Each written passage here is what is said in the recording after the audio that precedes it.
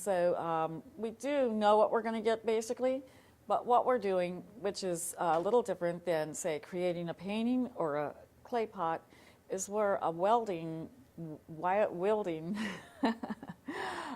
glass that's 2,000 degrees, and it's very heavy on the end of a 5-foot pipe, and we're harnessing that energy and that hot molten medium,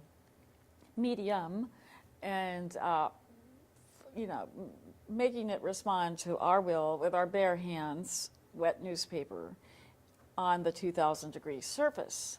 So more or less, we have to have our design ready to go. We have to have things planned out. We know seconds make a difference. And we're not only making the piece, we're counting, we're timing, we're listening for the pitch of the glass when we ding it on the metal table that we have our design on, which has been waiting for that piece in the middle of the process, that design, waiting, because no time to design at that point. It's got to be ready to go.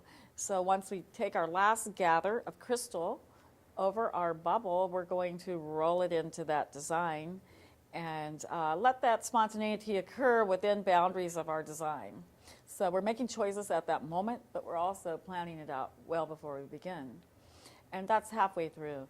So we've got to that point, then we're doing good, we got the design on, but we're still having to manipulate the glass, we're still having to stretch it.